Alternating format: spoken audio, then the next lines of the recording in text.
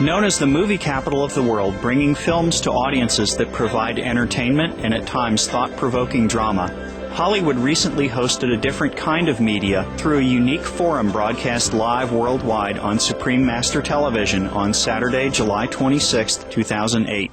The Climate Change International Conference was held at the Pacific Design Center in West Hollywood, California, USA. Organized by the Supreme Master Ching Hai International Association, it was a conference that brought together green Hollywood celebrities and notable speakers. Co-hosted by Emmy Award-winning television journalist and vegan Jane Velez Mitchell, the event was informative and the subject matter highly relevant. 3 panels were conducted, each with a different theme: the urgent scientific facts of the climate crisis, its spiritual perspectives, and the transformational role of the media. Invited as a special guest speaker, Supreme Master Ching Hai graciously attended via live video conference to answer questions from the panelists as well as the audience. Welcome everyone from the heart of Hollywood, California. I want to welcome you to this historic live broadcast. We're talking SOS climate change. I'm investigative journalist Jane Velez Mitchell, and this is truly a first. Right now, this program is going into millions of households worldwide on 14 television satellite platforms as well as on the internet. This is a special broadcast from Supreme Master Television. Let's hear it for this effort.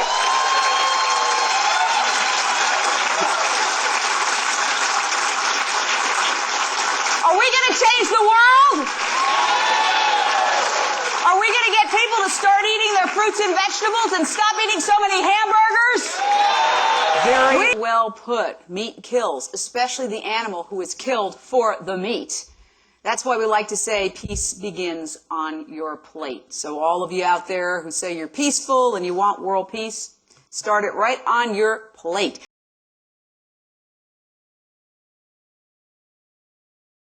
As we've been saying, climate change is a worldwide movement. And we've got an international, a truly international set here today. And I'm not just referring to myself. Now, I'd like to introduce my co-host for this amazing live broadcast from Canada, writer Donald Gilmore. Thank you, Jane. The climate change crisis is no longer a subject of debate. Scientists, politicians, corporate leaders, and religious leaders of all faiths are urging the public to change their lifestyle to curb global warming by recycling more and using less energy and water. However, the most effective and immediate solution, which literally can slash 3/4 of global warming gases plaguing us, is the one thing nobody seems to be talking about. It's very simple.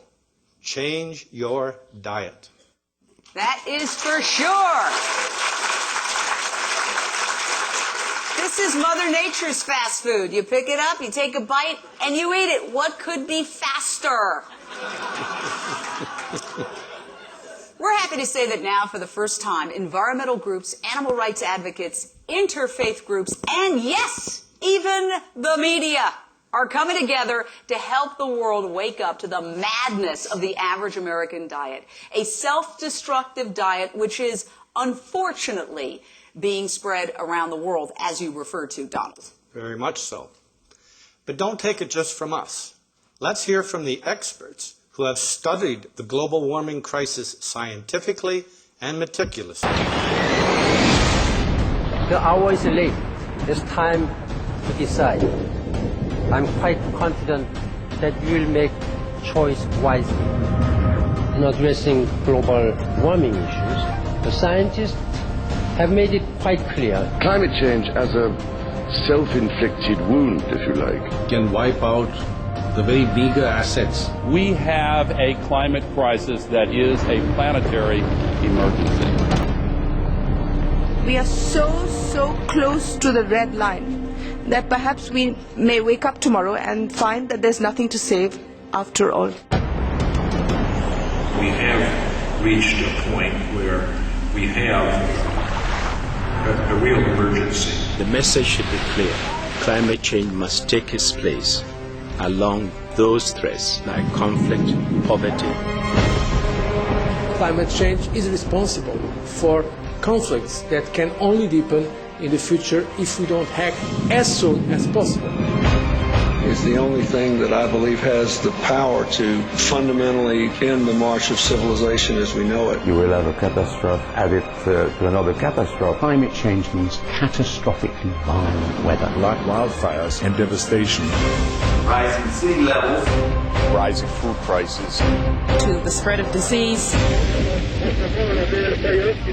If the future of the world depended on me, what would I do? Is ticking ever faster towards midnight. We are simply not reacting quickly enough. Do we need to move faster to answer the question? Yes, we do, because we have less time than we thought we had. So climate change is obviously going to have a major negative impact.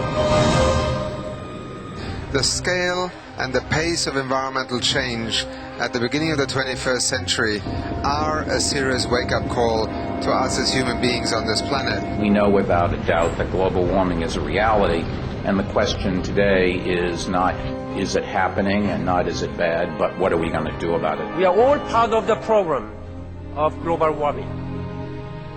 Let us all be part of the solution. The challenge you face is to prove to people that you are serious about adaptation to the unavoidable. Meat production and consumption is hugely intensive in terms of carbon dioxide emissions. More than all cars, trucks and ships added together. Unless we change our food choices, nothing else matters, because it is meat that is destroying most of our forests.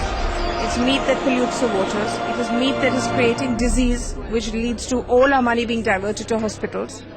So it's the first choice for anybody who wants to save the earth. The food we eat and how it's grown and the kind of food we eat matters a lot. We consume far too much meat in this world. Because there's where the climate problem is, our meat consumption. Something that's harmful even for human health.